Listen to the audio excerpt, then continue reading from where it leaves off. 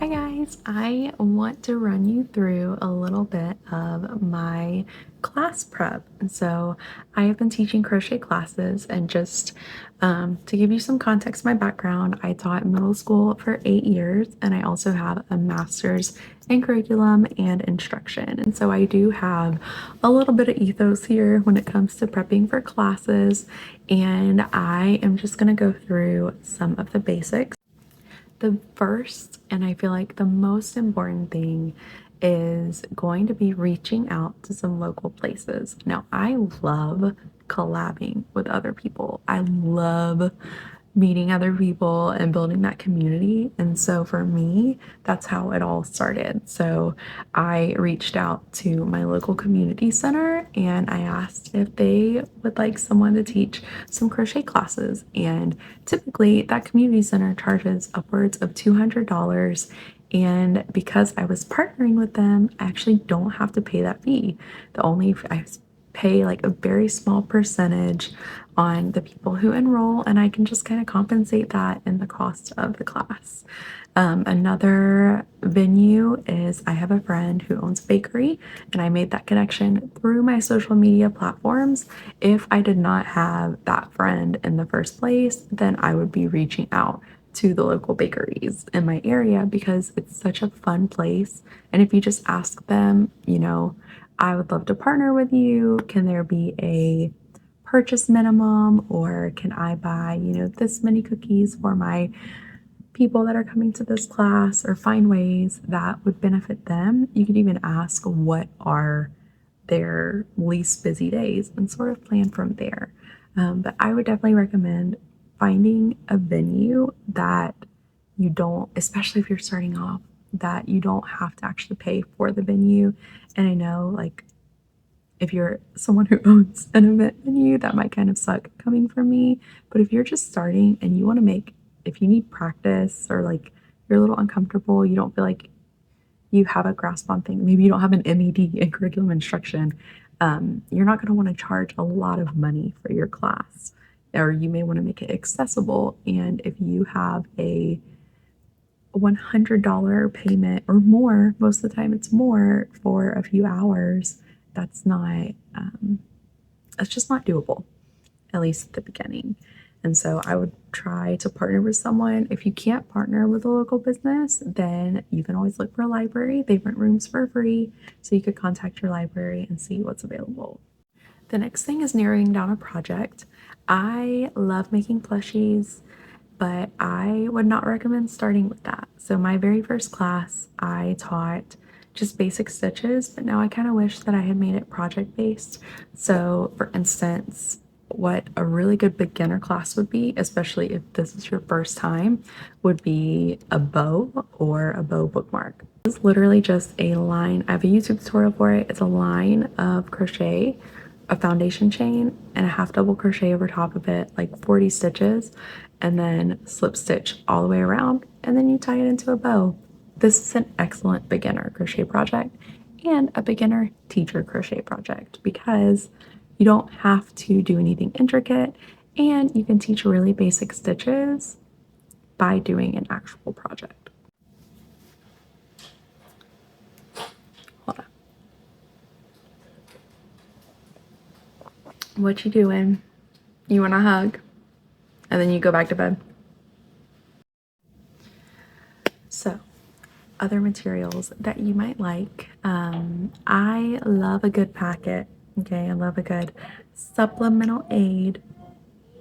I think my son is singing. So I love a good supplemental aid. I used to use PowerPoints a lot when I was a teacher, but I was a little skeptical of not using one, but I actually did not use one for my first class, and I'm glad that I didn't, because it would just have been another distraction. So what I do is I make a packet, I write some goals. I'll actually throw up, move to the side. I'll throw up some pictures here. So I actually have goals, an agenda to keep me on track with timestamps on it too.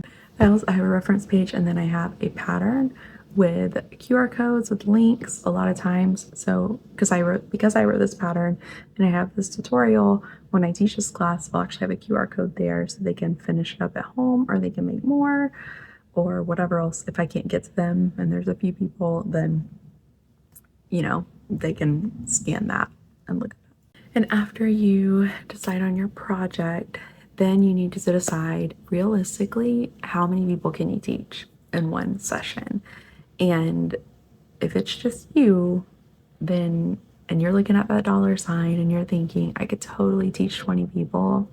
I love y'all, but no, absolutely not. If you're by yourself, the max number that you should have is 10.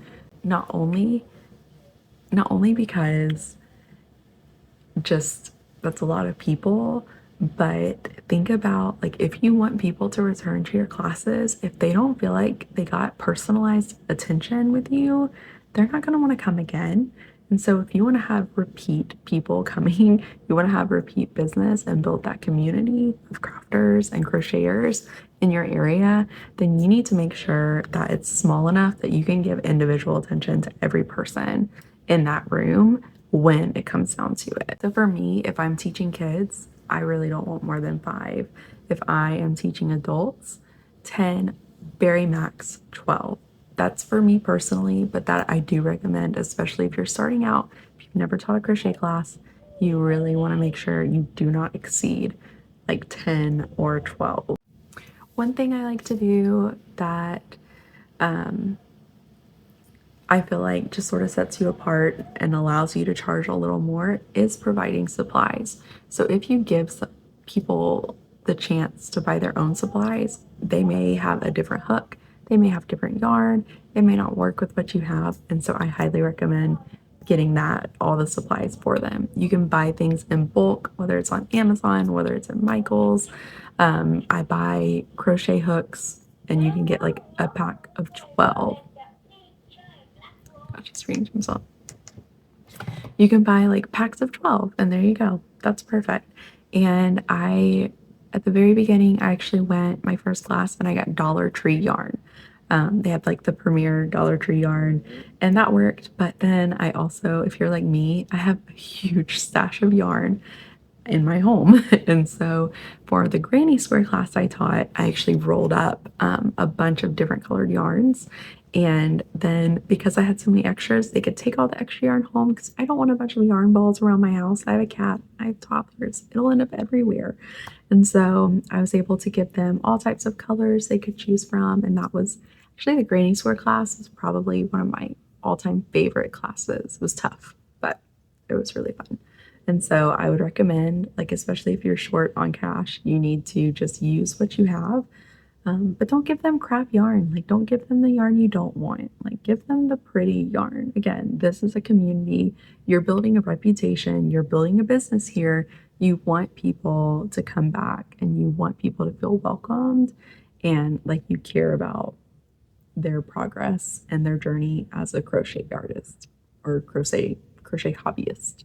Okay, so after you've determined class size, you have your project picked out, you have your packet picked out or completed, and I am thinking about offering a PDF version of that packet, or I guess consultation where I could work with you. So I'll add more information as I have that for you.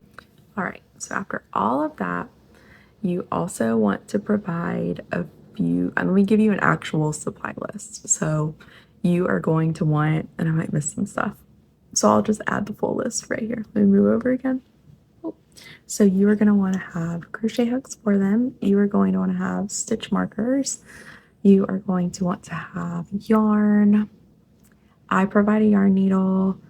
For scissors, you can actually buy little scissors in bulk, but I just put them on the tables. So I have some super cheap Joann's closeout sale scissors on the table. I also don't provide pins. I put those on the tables as well. Any of those things that would be more expensive, then I don't provide that for individual people. Another thing that I do is give a bag. I love the bag. I actually have people who have come to multiple classes carrying the same bag. I guess they're just stocking up on the bags at this point. So a bag. I also have stickers that I like to provide with my brand on there. And then I don't put a business card, don't you dare. I don't put a business card or anything in my materials because I have that in the packet. I have like giant QR codes all over the packet with my information. Now, if you've partnered with a local cafe or a bar or a bakery, then this is not going to apply. But for me, if I'm at an event venue, I do normally provide some snacks. Now, it doesn't have to be big, it could literally be like the fun size candy. You could provide that for them. But I normally go to Aldi and I get some blueberry goat cheese and I get some fancy looking crackers. I get like sometimes I get like a little meat tray, like salami, things like that. And then I have water bottles. It's really cool. The community center that I'm frequently teaching at has coffee already and tea. Those are options for you too. But don't go all out. Like, don't make that a huge part of your budget. Just small enough that, people appreciate, and that's enough. Like, it just sort of is a little something extra. You're like, oh, look at these little treats they got for us. Again, even if it's just candy or a water bottle, those are all things that make people feel a little more comfortable and a little more welcome. If you're like me, you're a very informal person, you may not have things like tablecloths, but if you reach out to your friends, like I was able to do at the beginning, they may have tablecloths for you, or the venue might have tablecloths. Otherwise, go to Dollar Tree and get something cheap. You can also go to a fabric store or try to, find some blankets. I actually found some really cute tablecloths at a local thrift store, and I've been using those too. And so there's lots of options out there for you just to sort of make the tables look nicer. I also didn't go out of my way to buy a ton of event like baskets and pedestals. I don't know the name for that, and things to make the area look nicer. I literally walked around my house and I just tried to pick things that looked similar. And then I went to the thrift store and I tried to find some containers that would work. One of my favorite things that I use at my events is it was this candle someone gifted me that was in a wooden bowl. And once the candle didn't work anymore, I just carved it out, the wax, and now I use that bowl. So really, you can use things around your house to make it look a little nice, to make it look a little elevated. And I have videos and pictures of my classes, and you can see. But my vibe is kind of mismatched, and I don't want to say whimsical. That's a weird word. Mismatched, and it looks nice, but it's not like I'm not going to curate, something very formal when the vibe is just like warm welcome, like come as you are. Things aren't perfect. That's okay. Like that's just sort of how I do my stuff. So when you set up getting things started, the first thing is you want to make sure you have a sign-up sheet. Some venues require you to turn that in. On my sign-in sheet, I actually have a place for name. So I actually type their names for them, and then I have a place for their signature, and then an optional newsletter sign up. So that's how I started my email newsletter, to keep people informed. And it's totally optional. They don't have to put their name there, but you'll have no idea what my son is doing in there, but he is in his room, and I can record this for you. So have them sign in, get their emails if they want a newsletter. You don't have to do an official newsletter. You can BCC everyone. Just put your email address on the person that you're sending it to, BCC everyone on there, and anytime you have a class coming up, shoot out an email, and it can literally say, hi, how are you guys? This is my upcoming class. Please sign up if you want to. Let me know if you have questions.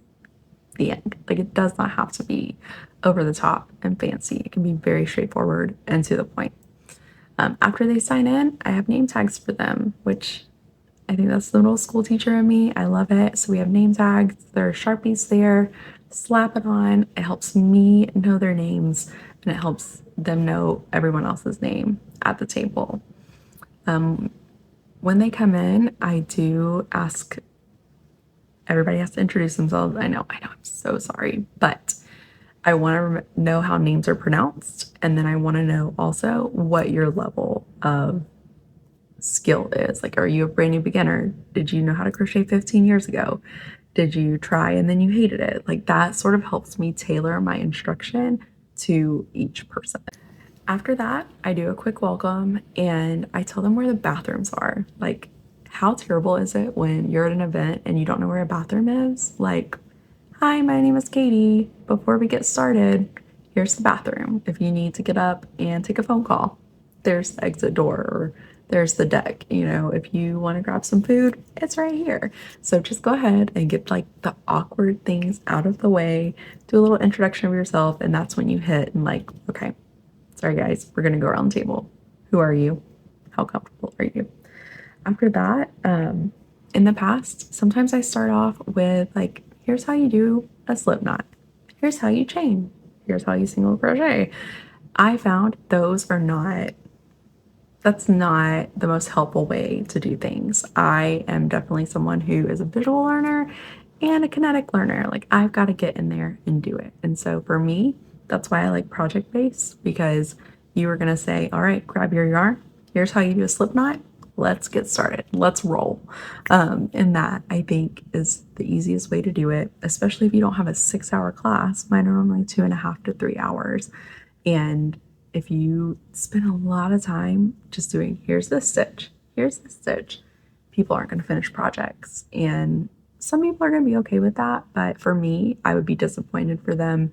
That was my first class. I was really disappointed that like one person left with the project that I had set out. They were all very kind, which is great. But now that's why I do project based. As you get started, you need to make sure that you read the room. That was a term that we used in teaching, and I'm sure people use it all around.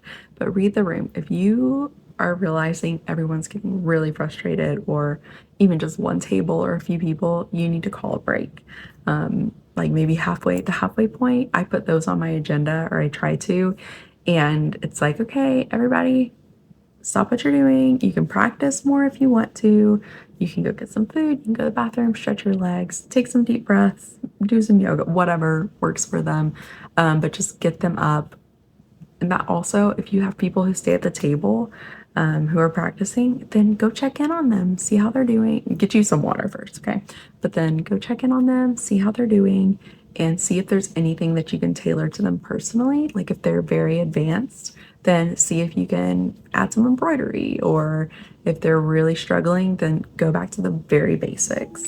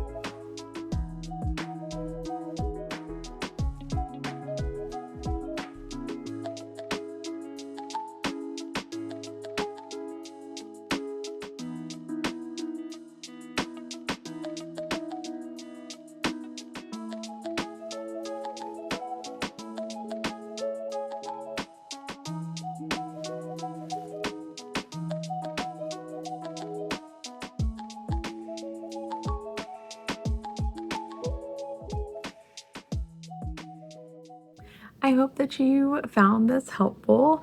I love teaching crochet classes, and if you have any questions on how I do things, or if you have any issues that come up, please leave a comment, message me, email me, whatever you need, and I will try to help the best that I can.